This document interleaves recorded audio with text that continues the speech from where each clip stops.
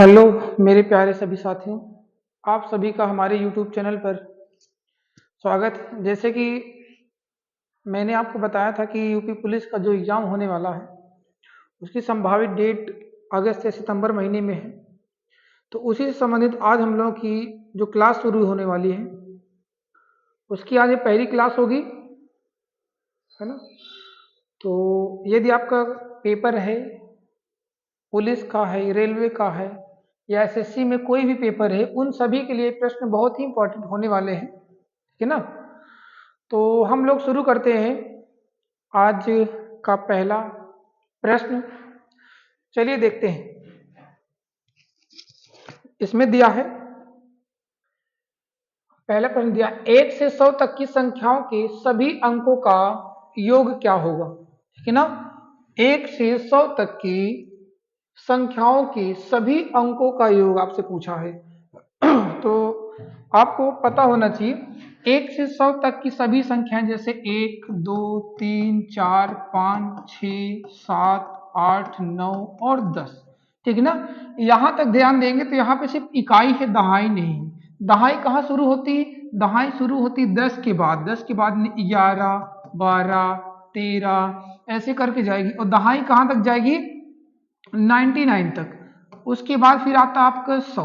इसमें देखिए क्या इकाई, दहाई और सैकड़ा भी आ गया। तो देखिए इसमें कहा 1 से 100 तक की संख्याओं के सभी अंकों का योग चाहिए, मतलब आपको चाहिए इकाई के जितने अंक है उनका योग चाहिए, दहाई के जितने अंक है उनका योग चाहिए, उसके बाद सैकड़े के स्थान पर जितना अंक है उसका योग चाहिए, ठीक है ना।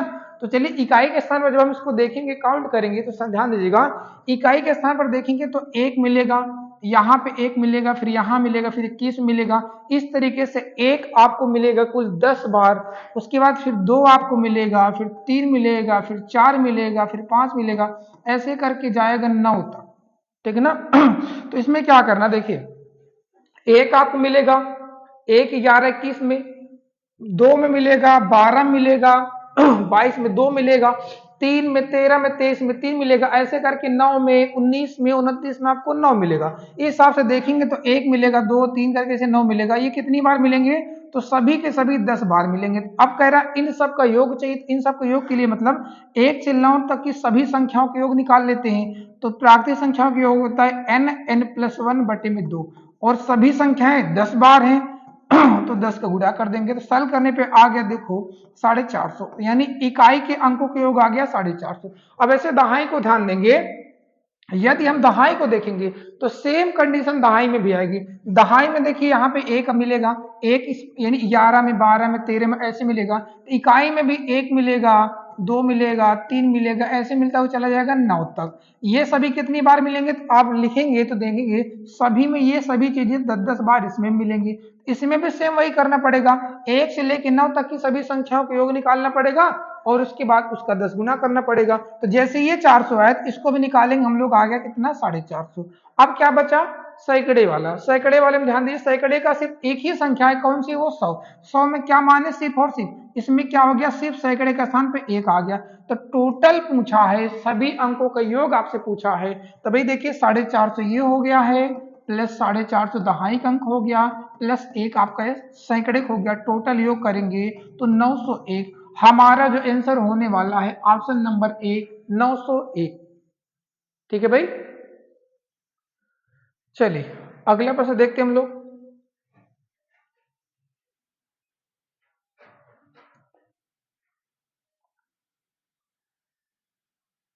चलिए अगला प्रश्न दिया है 12 संख्याओं का औसत दिया है 47।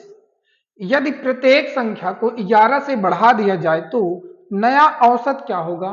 तो ध्यान दीजिए जरा, 12 संख्याओं का औसत दिया है 47, यदि प्रत्येक संख्या में 11 से बढ़ा दिया जाए तो इसमें ये ध्यान देना भाई, देखो औसत जो दिया है, औसत दिया 47 और कह रहा है कि प्रत्येक संख्या में बढ़ा दिया गया है, प्रत्येक संख्या में हम 11 बढ़ा दें।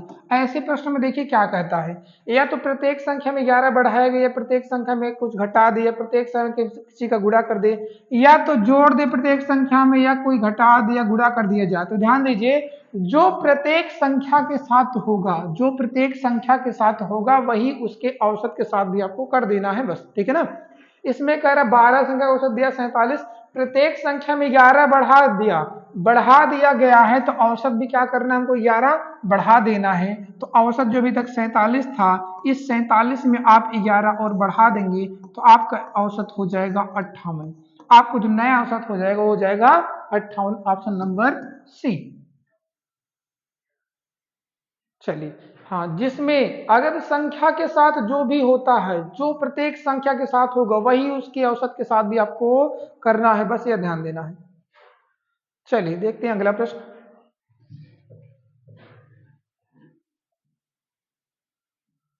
चलिए अगला प्रश्न दिया 3 घात 30, 3 घात 40 और 3 घात 50 का औसत आपको बताना है। औसत का ये प्रश्न है, ये भी औसत का ही एक प्रश्न है। इसमें दिया 3 घात 30, 3 घात 40, 3 घात 50। अब देखिए औसत बराबर जो होता है, औसत बराबर होता है पदों का योग, पदों का योग बटे पदों की संख्या। मतलब हमको इन सबको जोड़ना है, उसके बाद जितनी संख्या उसे भाग करना है। तो अब इसको समझ में आ रहा होगा। यहाँ पे ध्यान देंगे तो हमारे पास कुल कितनी संख्याएं हैं, ध्यान देंगे 3 घात 30, ये भी एक ही संख्या है, एक संख्या, दो संख्या, तीन संख्या। हमारे पास कुल संख्याएं 3 और इन सबको हम जोड़ देंगे। 3 घात 30 प्लस 3 घात 40 प्लस 3 घात हो गया 50। अब जब इसको सरल करेंगे तो बटे में करेंगे 3। देखिए 3 का मतलब बटे में है 3, इसका मतलब 3 जो है सभी में भाग किया गया है, तो 3 सभी में भाग किया गया। 3 घात 30 बटे में 3 हो गया, प्लस 3 घात 40 बटे में 3 हो गया, बटे में 3 हो गया, प्लस 3 घात 50 बटे में 3 हो गया। जब इसको सरल करेंगे तो आपको घातांक के कुछ नियम पता होंगे, पता होने चाहिए, नहीं पता है तो पता होने चाहिए। क्या पता होने चाहिए भाई? यदि यदि आधार संख्या ये बराबर है, आधार संख्या बराबर है तो भाग में घातें आपस में घट जाया करती हैं। तो इसमें भी वही हम ध्यान देंगे, आधार संख्या सभी में बराबर है तो घातों में घटा देंगे, यानी 30 में घट गया तो 3 घात 29 प्लस 3 घात 39 प्लस 3 घात 49। ये आपका आंसर हो गया ऑप्शन नंबर डी। आपका ऑप्शन नंबर डी इसमें सही हो जाएगा। ठीक है भाई, चलिए देखते हैं अगला प्रश्न। चलिए अगला प्रश्न देखिए, दिया है ए अनुपात बी बराबर दिया है 3:2।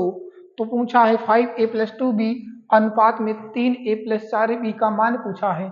ऐसे प्रश्न में जब कभी ऐसे मान दे a अनुपात b बराबर इतना, इसका मतलब a का मान हो गया 3, b का मान हो गया 2। ठीक है ना, a का मान हो गया 3, b का मान हो गया 2। जहां पे a दिखे वहां पे रख देंगे हम 3, जहां पे b दिखे वहां रख देंगे 2। तो यहाँ पे a है वो भी गुणे में है, तो लिखेंगे 5 गुणे में 3 प्लस 2 गुणे में b का मान है 2। फिर आपका ब्रैकेट लगा हुआ, फिर दूसरे ब्रैकेट में लगा हुआ 3 गुणे a का मान 3 प्लस 4 गुणे b का मान दिया है आपका 2। अब इसको हम सरल करेंगे तो हो गया 5 से 3 15 और ये हो गया 2 दूनी 4, 15 4 हो गया ये 19 और ये हो गया 3 3 9 और 4 दूनी 8, 9 और 8 जुड़ के हो गया, सॉरी 3 3 9, ये हो गया आपका, ये तो हो गया 5 3 15 4 19 और ये हो गया 3 3 9 और 4 दूनी 8, 9 8 जुड़ के हो गया 17। तो आपका आंसर 19:17, ऑप्शन नंबर सी 19:17। चलिए अगला प्रश्न देखते हैं।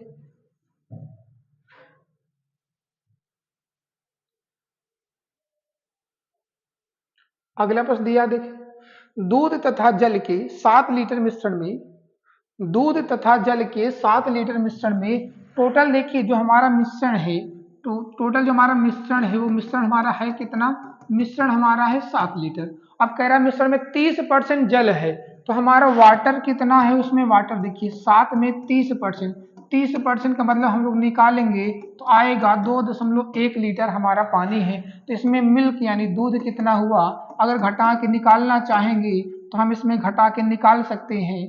अगर हम इसको घटा के निकालना चाहेंगे तो हमारा इसमें दूध कितना है, तो 7 में से 2.1 घटाएंगे तो आएगा 4.9 लीटर। क्लियर है ना। अब पूछा क्या है, इस मिश्रण में 3.5 लीटर दूध मिलाया जाता है, तो नए मिश्रण में जल का प्रतिशत।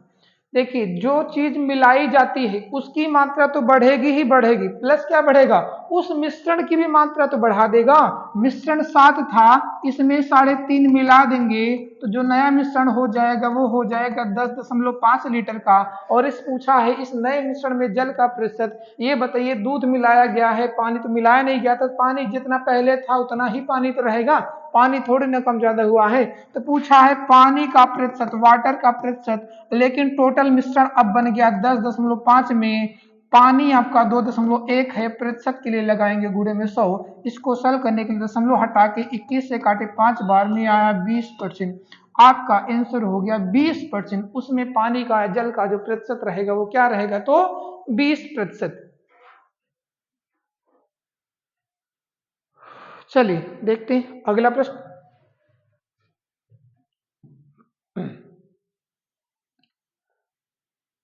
दिया है 160 के 15% में कितना जोड़ना होगा। 160 के 15% में कितना जोड़ना होगा कि योगफल 240 के 25% के बराबर हो जाए।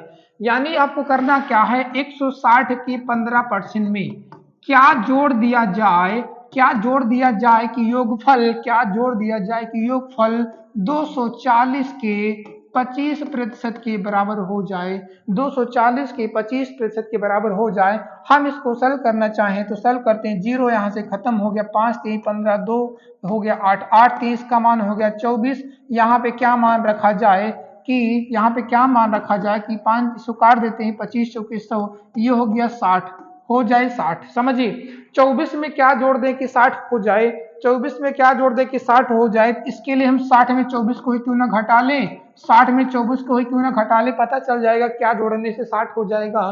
तो हमारा 36 जोड़ने से 60 बन जाएगा। यही तो कहा था आपसे 160 के 15% में क्या जोड़ना होगा कि योगफल 240 के 25% बराबर हो जाए। तो भाई 24 में क्या जोड़ दें 60 हो जाए, तो 36 ही तो जोड़ना पड़ेगा हमें। चलिए अगला प्रश्न देखते हैं। बस आप मेरे साथ लगे रहिए, थोड़ी मेहनत करिए, है ना। चलिए अगला प्रश्न। अगला प्रश्न दिया रेनू, रेनू अपनी आय का 20% बचाती है।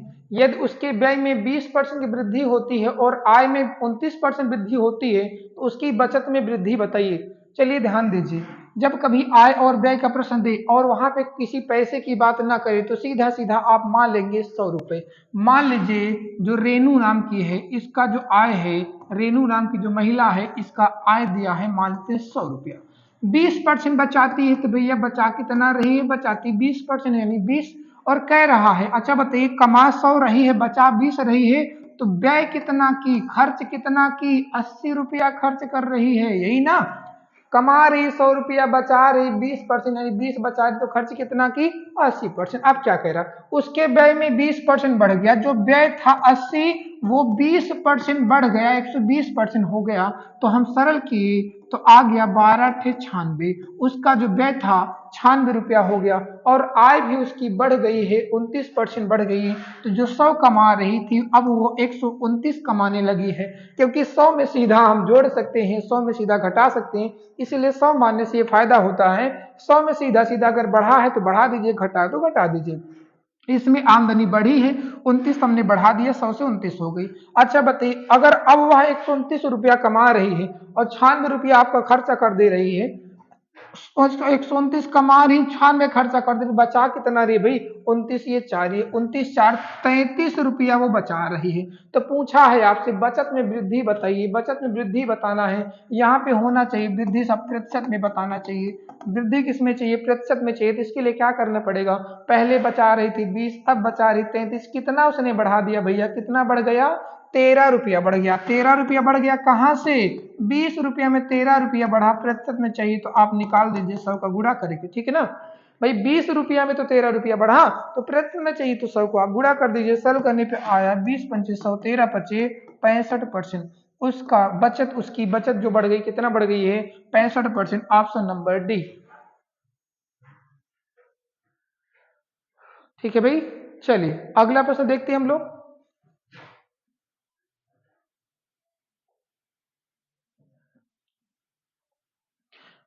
अब आ गया एक बेईमान दुकानदार। चलिए एक बेईमान फल विक्रेता अपना फल लागत मूल्य पर बेचता है, परंतु वह 1 किलोग्राम के स्थान पर 900 ग्राम की बाट का प्रयोग करता है, तदनुसार उसके लाभ का प्रतिशत। अब देखो, जब कभी बेईमान दुकानदार की बात करें, जब कभी बेईमान दुकानदार की बात करें तो आपको ये ध्यान देना वो बेच कितना रहा है, किस बाट का, कितने बाट का प्रयोग कर रहा है। देखिए, बाट जो होता है 1 केजी, 1 किलो यानी 1000 ग्राम का होना चाहिए, बाट होना चाहिए 1000 ग्राम का। लेकिन वो लागत मूल्य पर तो बेच रहा है, कह रहे भैया जितने में हम खरीदे उतने में ही बेच रहे हैं, लोगों को यही तो कह के बेच रहा है, जितने में खरीदे उतने में बेच रहे हैं। लेकिन वो क्या कर रहा है, 900 ग्राम दे रहा है ना, तो 900 ग्राम दे रहा है, तो ये बताइए 1000 ग्राम की जगह 900 ग्राम देगा, 900 ग्राम देगा तो कितना ग्राम का पैसा कमा रहा है, 100 ग्राम बचा रहा है, यही तो उसका लाभ है। 100 ग्राम बचा रहा है, यानी उसका जो लाभ हो गया वो क्या हो गया, 100 ग्राम का वही लाभ हो गया। और यही लाभ प्रतिशत में चाहिए, यही लाभ प्रतिशत में चाहिए, तो यही लाभ प्रतिशत में चाहिए, तो करेंगे क्या, 100 ग्राम का तो लाभ कमा रहा है, कितने बाट का प्रयोग करके, यानी कितना बेचकर। हमेशा ध्यान दीजिए, वो जिस बाट का प्रयोग करेगा, जिस भी बाट का प्रयोग करेगा, वो हमेशा बटे में रखा जाएगा, वो हमेशा बटे में रखा जाएगा। तो 100 बटे 900, 900 ग्राम के बाट का प्रयोग करता है तो वो हमेशा बटे में रहेगा। हम इसको जब सरल करने चलेंगे तो आएगा 11 सही 1/9%। आपका जो आंसर हो जाएगा ऑप्शन नंबर बी, 11 सही 1/9%। ठीक है भाई, जब कभी बेईमान दुकानदार हो, जब कभी किसी भी बाट का प्रयोग करे, तो आपको ये ध्यान देना है वो जिस भी बाट का प्रयोग करता है वो हमेशा उसके हर में रखा जाएगा, ये ध्यान देना है बस। ठीक है भाई, चलिए अगला प्रश्न।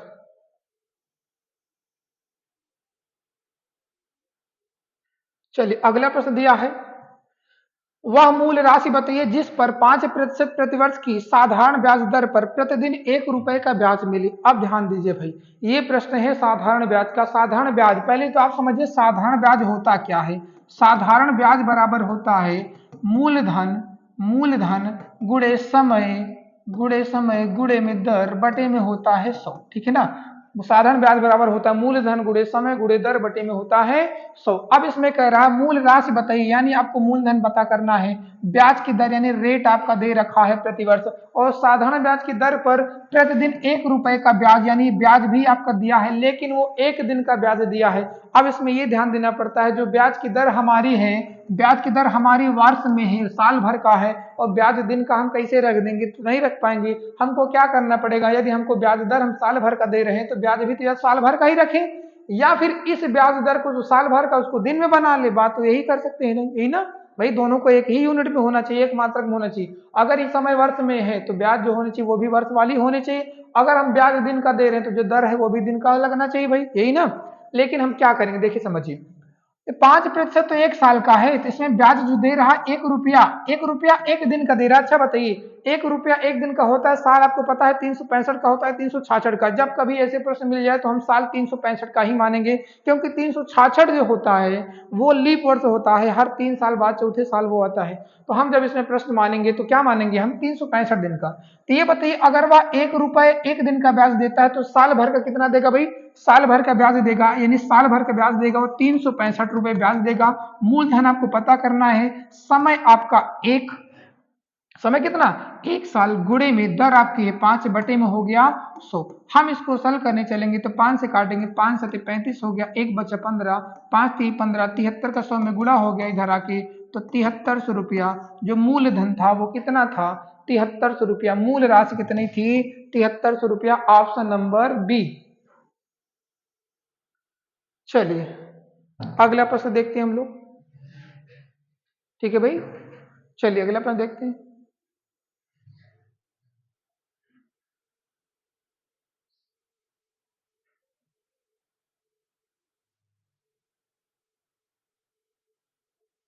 चलिए अगला प्रश्न दिया है, ये प्रश्न है चाल समय दूरी का। ठीक है ना, इसमें क्या दे रखा है, इसमें दिया है एक रेलगाड़ी 10 किलोमीटर की दूरी 15 मिनट में तय करती है, यदि उसकी गति पहले की गति की आधी होती तो रेलगाड़ी द्वारा वही दूरी तय करने में कितना समय लगेगा।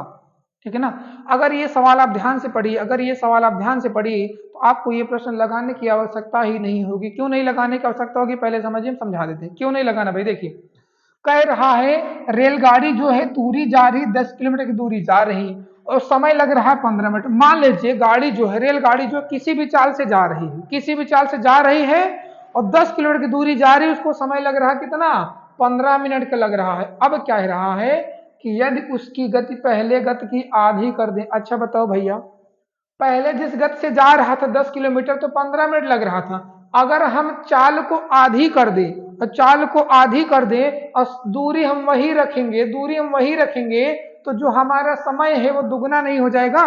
चाल हमने आधी कर दिया तो जो लगने वाला समय था हमारा दुगना हो जाए, क्योंकि दूरी तो हमारी वही है। क्योंकि देखिए चाल बराबर क्या होता है, दूरी बटे समय होता है। चाल बराबर क्या होता है भैया, दूरी बटे समय। अब इसमें ध्यान दीजिए, ये तो हो गया बिना लगाए बिना पेन चलाए, आपका आंसर हो गया 30 मिनट, ठीक है ना भाई। 10 किलोमीटर जा रहा था, 15 मिनट ले रहा था, हमने चाल आधी कर दी और दूरी हमने वही रखा तो समय सीधी सी बात है डबल हो जाएगा। चाल हमने आधी की तो फट से समय ज्यादा होगा, ठीक है ना भाई। गाड़ी से जाइए और साइकिल से जाइए तो फर्क नहीं है, फर्क है ना। तेज चलेंगे जल्दी से पहुंचेंगे, कम समय लगेगा, और चाल आपने धीमा कर लिया तो समय ज्यादा। चाल आधी कर लिए, समय फट से दुगुना, क्योंकि दूरी सेम रखा आपने। अब इसको लगाने के लिए क्या करेंगे, यदि हम इसको लगाना चाहते हैं तो इसको लगाने के लिए हम क्या करेंगे, देखो भाई इसको लगाते कैसे, देखिए इसमें एक काम हम करते हैं।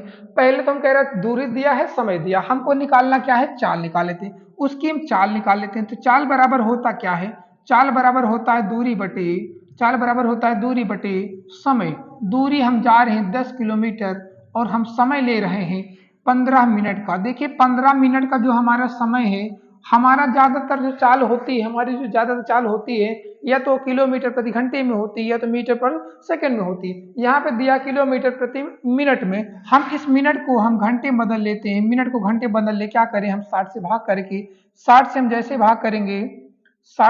भाग करेंगे तो हो जाएगा ये 15 चौके 60, 4 का ऊपर गुणा हो गया तो 10 चौके 40, कितना हो गया भैया, 40 किलोमीटर प्रति घंटे हमारी चाल हो गई। 40 किलोमीटर प्रति घंटे, पता चल गया। अब कह रहा हम बस पहले गति को क्या कर दें, पहले गति की आधी कर दें, यानी जो चाल 40 आई है उस 40 को हम आधा कर दें। चाल यदि हम 20 किलोमीटर प्रति घंटे कर दें तो कह रहा है वही कर दें तो रेलगाड़ी द्वारा वही दूरी यानी यही 10 किलोमीटर दूरी तय करने में कितना समय लगेगा। अब आपसे पूछा है समय बराबर होता है दूरी बटे चाल। दूरी वही 10 किलोमीटर, चाल आपकी 20, तो सीधी सी बात है समय आपको 1/2 घंटे लगने वाला है। 1/2 घंटे का मतलब होता है 30 मिनट का आपको समय लगने वाला है। आपको जो समय लगने वाला कितने का, 30 मिनट का समय लगने वाला है, ठीक है भाई। तो चलिए आज की क्लास यहीं समाप्त तो करते हैं हम लोग, ठीक है ना। आज हम ज्यादा प्रश्न लेकर नहीं आए थे, बस आप हमारे साथ जुड़िए, ठीक है ना। तो यदि कोई प्रश्न ना समझ में आए या कहीं बाई मिस्टेक हमसे ही गलती हो जाए तो आप उसको कमेंट में लिख सकते हैं। क्योंकि देखो भाई टीचर भी एक विद्यार्थी ही होता है, वो भी आपसे ही सीखता है ना। मान लो कभी गलती हो जाती है, हम भी इंसान ही कभी गलती हो जाती है, तो आप उसको कमेंट लिख दीजिए, ठीक है ना। बाकी आप हमारे चैनल को शेयर करिए अपने दोस्तों के साथ, हमारे साथ जुड़िए, भरोसा रखिए, है ना। हम लोग जो भी आज 10 प्रश्न किए हैं, आने वाले समय में 15 करेंगे, 20 करेंगे। बस आप हमारे साथ जुड़े रहिए। और ये जरूरी नहीं कि ये पुलिस के लिए जरूरी है, ये क्लास जो है रेलवे, एसएससी, सीएसएसएल में, कहीं भी आप सीजीएल में देना चाहते हैं उसके लिए भी इंपॉर्टेंट होने वाली है, ठीक है ना। तो चलिए आज के लिए यहीं पे हम लोग विराम करते हैं, कल मिलते हैं हम लोग नए प्रश्नों के साथ। तो ठीक है, बाय बाय।